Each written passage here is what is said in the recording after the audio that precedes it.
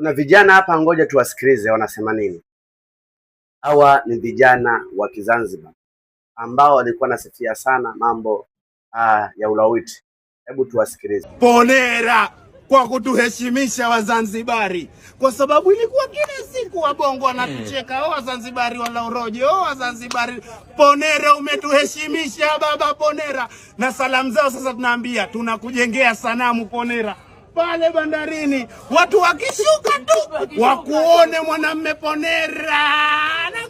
Nadhani umewasikiliza vizuri, umewaelewa nini ambacho walikuwa na maanisha, ambacho walikuwa nakisifia.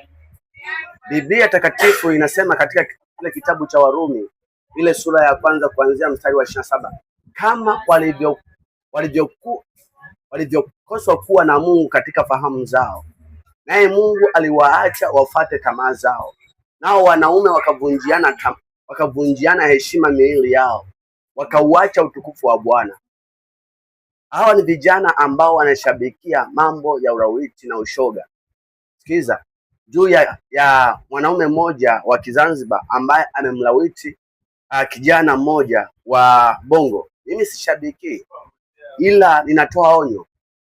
Nasema kwamba Mungu anaonya sana mambo ya ulawiti. Mungu anakemea sana mambo ya ushoga yanapotokea.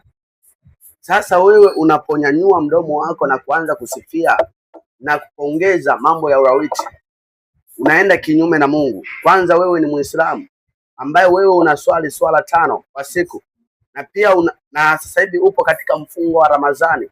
Vipi funga yako unaposhabikia mambo machafu, mambo ya ukosefu wa maadili?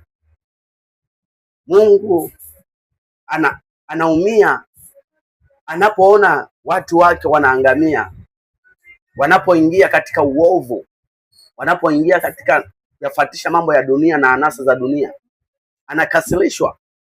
Ila Mungu ni mwenye rehema, anahitaji sana tufanye toba na tumwendee yeye. Mungu anasema kwamba kama walivyokoswa kuwa na Mungu katika fahamu zao, naye Mungu aliwaacha wafate tamaa, nao wanaume wakavunjiana heshima miili yao. Sikiza hapa, anaongelea nini?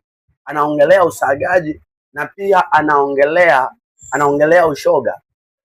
Wanaume nao wakaanza kufanya mambo yasiyofaa, nao wakavunjiana heshima miili yao, na wanawake vivyo hivyo wakaacha matumizi ya asili, wakaenda katika matumizi yasiyo ya asili.